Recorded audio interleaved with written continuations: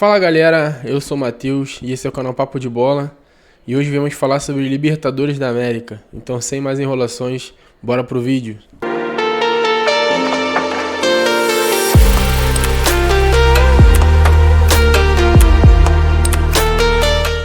Fazendo uma análise aqui, galera, sobre o jogo dos clubes brasileiros que jogaram nessas quartas de final.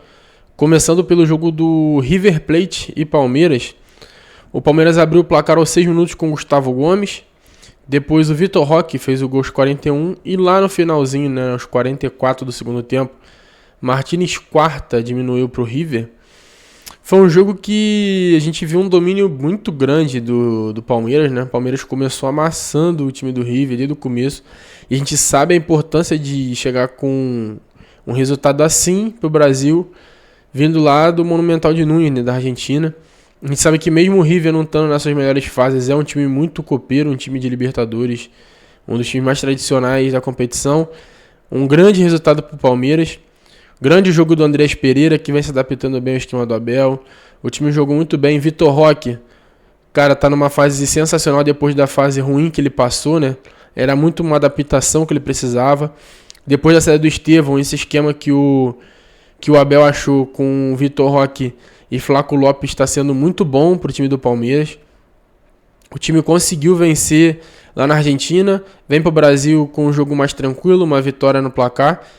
Uma arbitragem que tendenciou um pouco para o lado do River, mas a gente sabe que jogar lá na Argentina é assim, né, de Libertadores.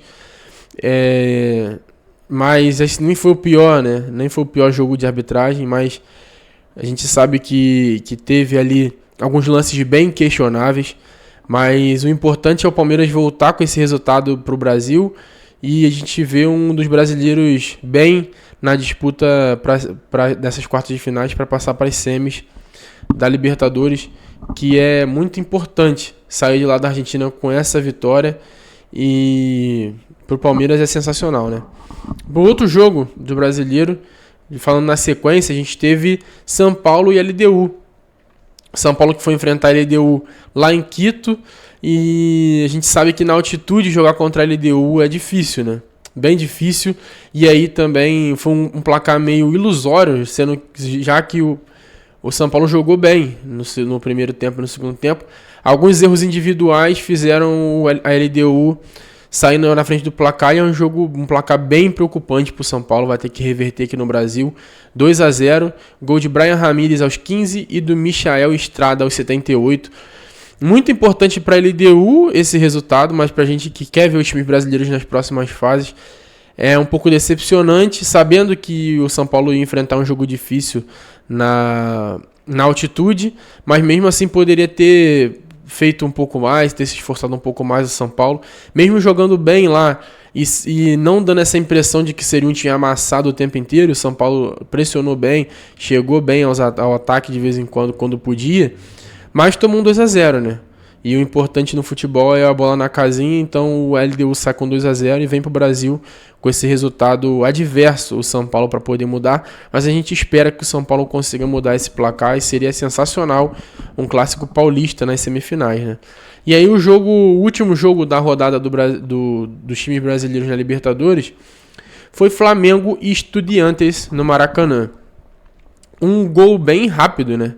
O Pedro fez 1-0 aos 15 segundos do primeiro tempo. Um dos gols mais rápidos da história da Libertadores, se não me engano está no top 10. O Guilherme Varela fez o gol aos 9 e parecia que o jogo ia caminhar para um jogo tranquilo do Flamengo e que ia matar ali já no primeiro jogo, já ia jogar o segundo jogo só para manter, e não foi dessa forma.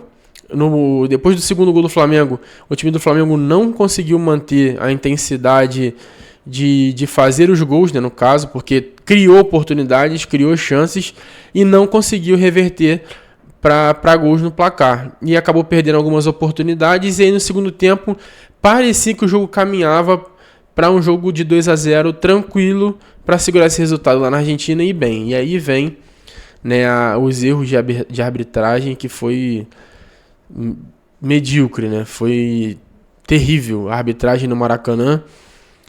Vem primeiro um lance que, na minha opinião, foi pênalti no primeiro tempo no Samuel Lino, mas também tem essa questão das controvérsias, então interpretação, beleza, dá para passar. Os amarelos pro time do Flamengo, a maioria foi desnecessário e segurou os amarelos pro time do Estudiantes. Isso aí deu claramente para perceber. E a expulsão do Plata, terrível, né? Terrível. O Plata sofre a falta, tem uma mão dentro da área antes do lance do Plata, e o juiz não vê nada disso, dá o vermelho pro Plata, e como é um vermelho seguido de amarelo, na verdade então não tem como o VAR entrar e fazer esse cheque, né? Mas podia ter entrado para ver se foi dentro da área, se foi fora, se teve a mão dentro da área ou não. E aí acaba que depois desse lance, o Felipe Luiz bota o Danilo, tenta fechar um pouco a casinha, e nos ataques o Léo Pereira faz o gol contra, né? Na verdade deu como gol contra do Flamengo.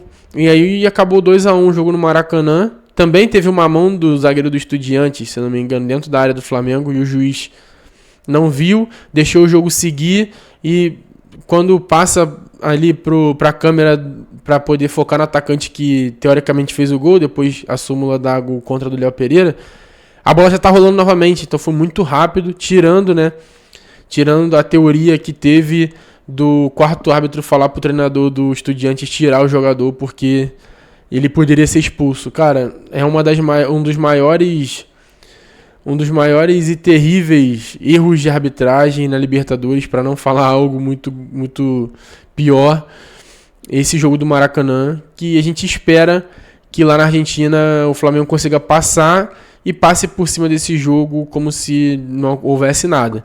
Porque se o Flamengo for eliminado na Argentina, isso aí ainda vai repercutir muito.